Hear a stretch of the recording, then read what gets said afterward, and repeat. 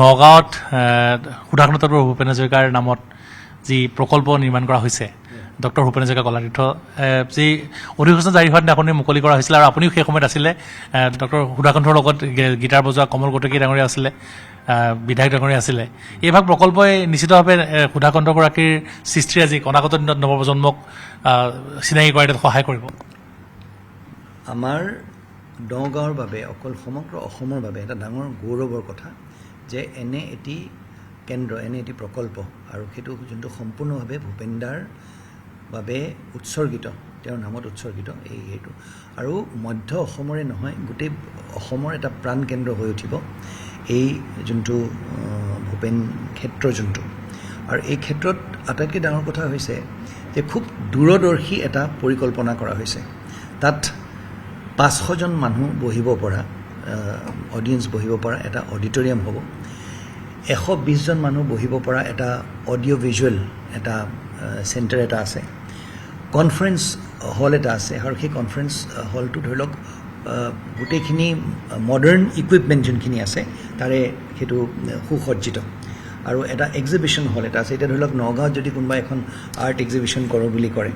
মানে কলাৰ লগত জড়িত যেনেকুৱা ধৰণৰ এক্সিবিশ্যন নহওক লাগিলে সেই এক্সিবিশ্যনবোৰ সেই এক্সিবিশ্যন চেণ্টাৰত কৰিব পাৰিব তাৰ লগতে এটা archive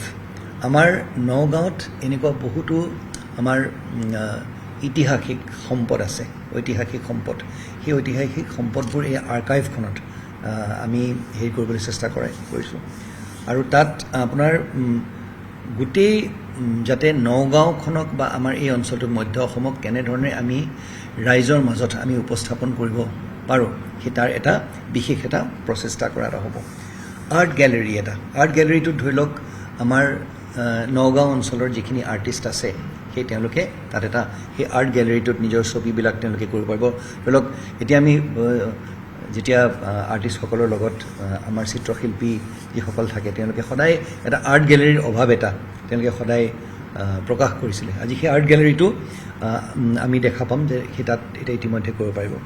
sound and light show' এটা হ'ব নগাঁৱৰ ইতিহাস লৈ পেলাই আজি ইতিহাসে আৱৰি ধৰা আমাৰ নগাঁও জিলাখন কেনেধৰণে ধৰি লওক হেৰিৰ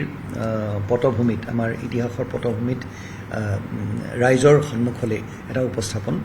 কৰিবলৈ চেষ্টা কৰা হ'ব আৰু এতিয়া অৱশ্যে বনোৱা হোৱা নাই তাত ধুনীয়া ফাউণ্টেইনছ থাকিব গোটেই সন্মুখৰ যোনখন আপুনি বাগিচা দেখিছে এখন সুন্দৰ বাগিচালৈ পৰিণত কৰা হ'ব আৰু তাত ধুনীয়া ফাউণ্টেইন থাকিব আৰু এটা সুন্দৰ এটা পৰিকল্পনা কৰা হৈছে যাতে যাত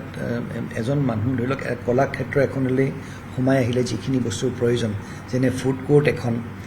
আৰু তেওঁলোকৰ মনোৰঞ্জনৰ বাবে কিন্তু তাত সেই পাৰ্ক এখন এমিউজমেণ্ট পাৰ্ক নহয় সেইখন মানে কলা আৰু সংস্কৃতিৰ লগত জড়িত হৈ থকা বা আৱৰি ধৰা এটা তেনেকুৱা কেন্দ্ৰ এটা বনোৱা হৈছে আৰু মাননীয় মুখ্যমন্ত্ৰী ডাঙৰীয়াক বিশেষভাৱে ধন্যবাদ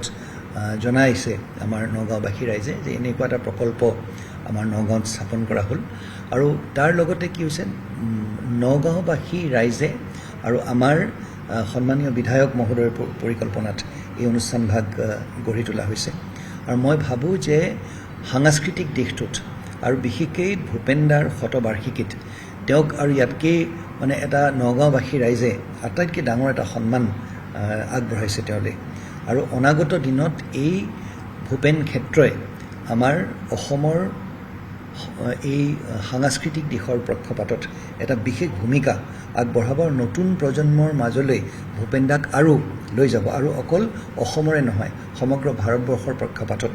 ভূপেনদাক আগবঢ়াই লৈ যোৱা বা ভূপেনদাৰ যি কৰ্মৰাজি বা ভূপেনদাৰ যি সৃষ্টি সেইখিনিক আগবঢ়াই লৈ যোৱাৰ ক্ষেত্ৰত এটা বিশেষ ভূমিকা আগবঢ়াব আপুনি বিচৰা বাতৰি পাব কেৱল নিউজ 18 এপত নিউজ 18 এপ ডাউনলোড কৰিবলৈ স্কেন কৰক এই QR কোড গুগল প্লে ষ্টৰতো পাব এই নিউজ 18 এপ